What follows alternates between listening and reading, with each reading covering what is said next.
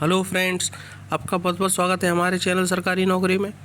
जैसा कि आप स्क्रीन पर देख पा रहे हैं, इंडियन कॉन्स्टिट्यूशन जो अपना भारत का संविधान है, इसका भाग 3 जो मूल अधिकार को वर्णित करता है, जिसके अंतर्गत अनुच्छेद 12 से लेकर अनुच्छेद 35 तक आते हैं, जिसमें अनुच्छेद 17 और 18 के बारे में हम इस वीडियो में जानेंगे। जिनको अनुच्छेद 14, 13, 12, 15, 16 के बारे में समझना है, पढ़ना है, डिस्क्रिप्शन में लिंक है और वहाँ से उस वीडियो को देख सकते हैं। तो चलो बात करते हैं अनुच्छेद 17 और 18 की। इससे पहले आप चैनल को एक बार ज़रूर सब्सक्राइब कर लें और बेल आइकन ज़रूर दबा लें, क्योंकि इस तरह की नोटिफिकेशन आपको मिलती रहेंगी।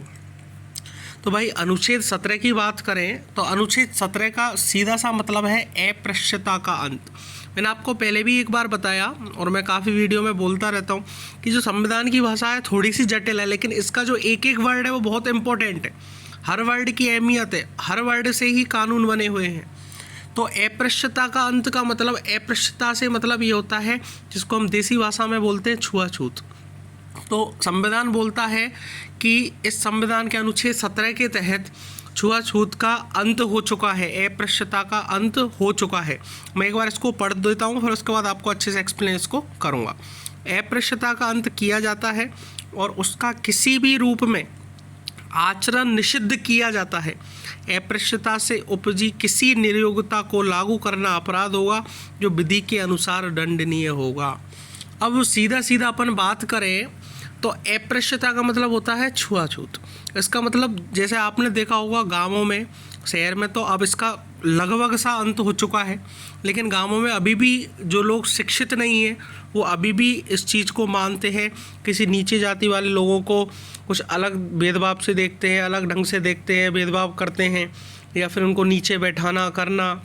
ये सारी कहानी अभी भी गांवों में चलती है कि ये इस जाति का है तो इसलिए इससे दूर रहो, इस जाति का है तो इसलिए इसके पानी नहीं पीना, ये इस नीचे जाति का है इसलिए इसके खाना खाना नहीं खाना, इस समाज में इसको नहीं बैठाना। तो ये छुआछूत की जो बीमारी है, इसको अनुच्छेद 17 के तहत अंत कर दिया गया है। अब एक सीधा सा बहुत अच्छा क्वेश्चन बनता है, इसका शानदार एग्जाम्पल देता हूँ मैं आपको कि जो अभी कोरोना आया था तो उस टाइम जो बोला गया था कि कोरोना वाले जो मरीज हैं उनसे दूर रहो, ये बीमारी फैलती है। तो उस टाइम भी आप ये ऑब्जेक्शन कर सकते थे कि अनुच्छेद 17 के तहत ये कैसा संविधान है कि अनुच्छेद 17 के तहत इस चीज़ को भी आप मान रहे हो, जबकि अस्पृश्यता का तो अंत हो चुका है।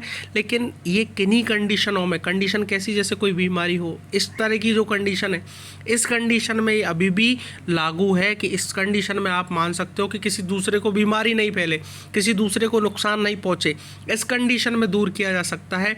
बाकी अस्पृश्यता का संविधान के अनुच्छेद 17 के तहत बिल्कुल अंत हो चुका है। यदि कोई कानूनन कार्रवाई करता है तो आप बिल्कुल सजा के हकदार होगे। इस तरह से यह अनुच्छेद 17 अपने को समझाता है। तो चलो अनुच्छेद 18 के बारे में बात कर लें। तो अनुच्छेद 18 बहुत अच्छा एक अनुच्छेद बनाया गया है जिसमें बोला गया है उपाधियों का अंत। देखो, मैंने पहले भी कहा और अभी भी कह रहा हूँ कि इस उपाधियों का अंत, इस वर्ड को मैं आपको केवल बोलूँगा तो आपके समझ में नहीं आएगा कि मैंने क्या कहा, लेकिन इसको एक्सप्लेन करता हूँ मैं, आप समझने की कोशिश करना कि राज्य, सेना या विधा संबंधी सम्मान के सिवाय और कोई उपाधि प्रदान नहीं करेगा। देखो, मैं सीधी सी कहानी समझाता हूँ। पहले क्या होता था कि कोई भी राजा है तो उसको राजा बोलते थे, महाराजा को महाराजा बोलते थे, राय बहादुर को राय बोलते थे, या कोई सुल्तान या फिर कोई अकबर है तो उसको और भी कुछ बोलते थे। ठीक है ना, ये अपना जो अधिकार ये अपना जमाते थे, या अपने नाम के आगे, सरनेम के आगे इस तरह से कोई भी लगाता था, ये अब आप नहीं लगा सकते। इस तरह की उपाधियों का अंत कर दिया गया है।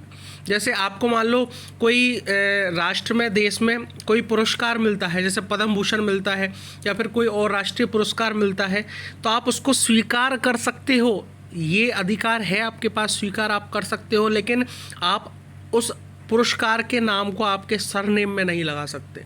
जैसे मेरा नाम है वशिष्ठ, तो मैं ये नहीं कह सकता यदि मुझे बाई चांस पद्म भूषण मिल जाए, ऐसी किस्मत तो है नहीं कि पद्म भूषण मिल जाएगा, लेकिन फिर भी मिल जाए किस्मत से, तो फिर अपन ऐसा नहीं बोल सकते पद्म भूषण वशिष्ठ सर। गलत, बिल्कुल कानूनन रोक है इस चीज़ पर। यही तो है उपाधियों का अंत, इस तरह से उपाधियों का अंत किया गया है। यदि कोई, जैसे आप उसको स्वीकार कर सकते हो, उसको जो आपको पुरस्कार मिला उसको स्वीकार मिल सकता है, आपको स्वीकार कर सकते हो, लेकिन उसको सरनेम नहीं लगा सकते। यदि लगाओगे तो फिर आपसे उस पुरस्कार को छीन लिया जाएगा।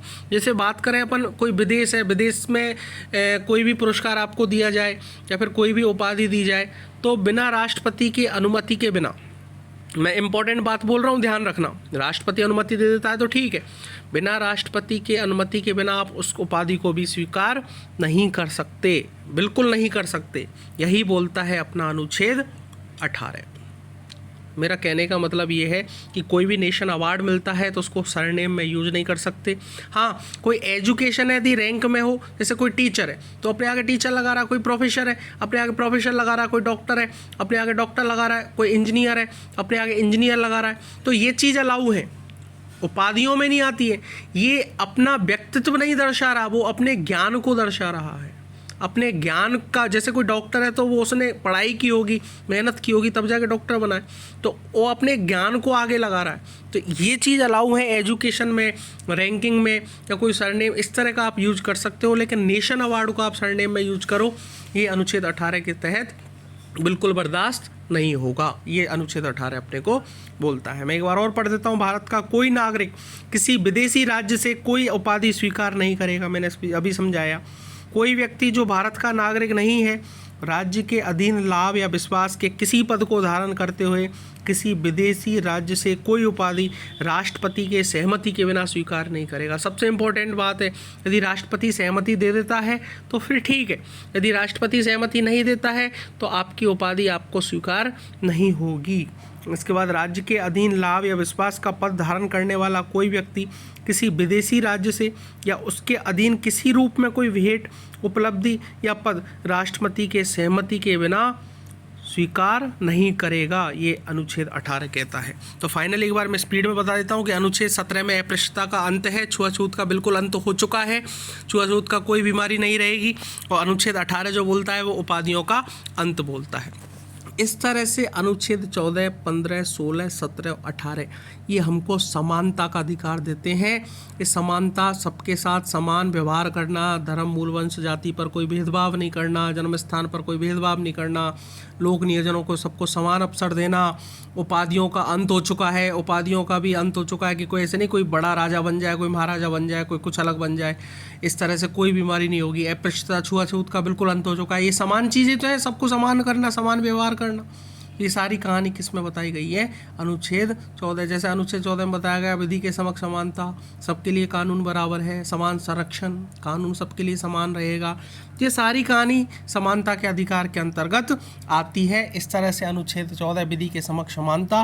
15 आता है अपना धर्म, जाति, मूलवंश, लिंग या जन्म स्थान के आधार पर सबके लिए समान व्यवहार होना चाहिए, इससे कोई भेदभाव नहीं होना चाहिए। अनुच्छेद 16 आता है लोक नियोजनों के अवसरों में समानता होनी चाहिए। 17 आता है अस्पृश्यता का अंत हो चुका है, और 18 आता है उपाधियों का अंत हो चुका है। यहाँ तक जिसने वीडियो देखी है, इसको अच्छी लगी है, लाइक, कमेंट, सब्सक्राइब जरूर करना। Thank you very much.